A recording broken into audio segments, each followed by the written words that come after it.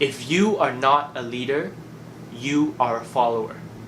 You see, when I was growing up, I've always wanted to become a leader, whatever that meant. And growing up, I thought being a leader meant three things. The first is to speak well. See, when I was a boy and I watched on TV, and then you see these people that you would consider a leader, I noticed that they could speak really, really well. You know, when they spoke, people would latch onto every single word that they said. So I thought being a leader meant, the ability to speak well. And I assessed my skills at the time, and I realized that I couldn't really speak, right? When I would give a presentation in class, I would give more attention to the ground in front of me and the floor in front of me than any single person in the audience. And when I spoke and when I held my script, all you could hear was this, right? And so I decided to learn how to speak, right? This key skill of becoming a leader. So the best person that I could know of who could teach me how to speak was my sister, right? My sister and I are really, really close until this day, and she has been a mentor and a best friend to me. And she's always been a great speaker. She has given speeches in e-commerce, huge events, thousands and thousands of people. So I asked her to teach me how to speak. So every single week we would come up with a script, I would present it, she'll evaluate me, I'll take the evaluation, and I'll try to improve on a week after week, right? And we did that for several years, and I got a little bit better at speaking. But yet, I still didn't feel like a leader.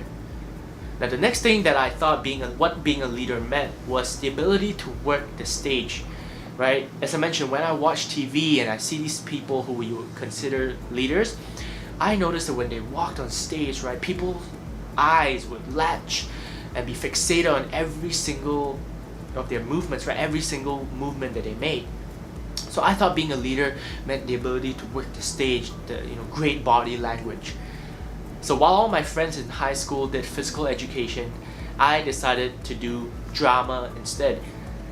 From monologues to miming, from Frankenstein to Romeo and Juliet, I learned how to act, and I learned how to use the stage to my advantage. But yet, I still didn't feel like a leader. But then I got it.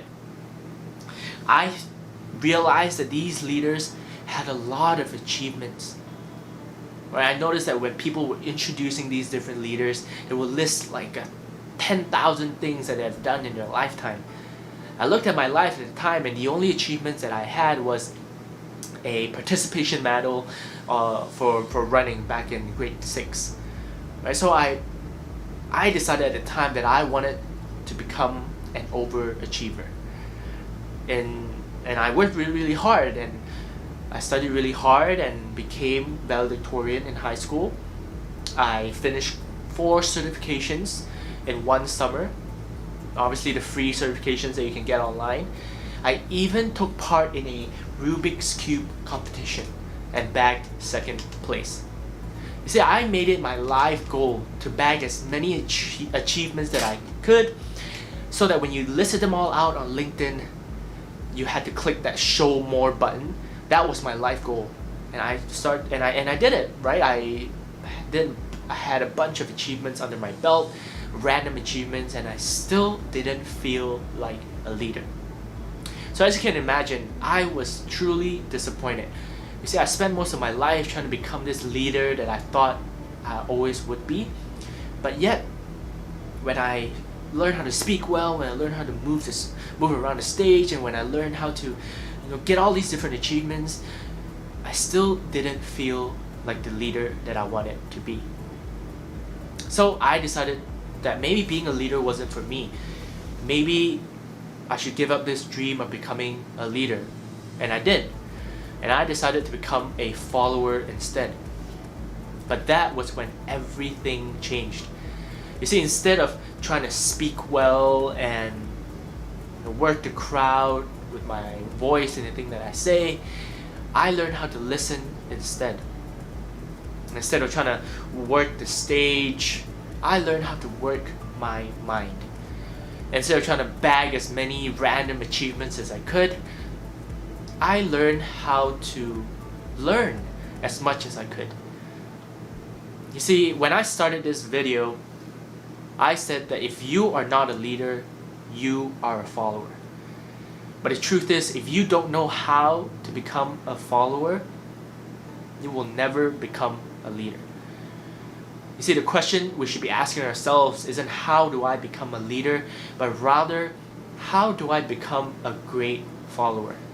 And when you shift your focus and when you shift your perspective that way, you start to identify the different people in the industry that you want to be in, and start to seek out mentors and coaches who can help you to learn and become the person you've always wanted to be. When you choose to do that, and when you choose to shift your perspective and your focus that way, ladies and gentlemen, that is when you will learn how to become a leader.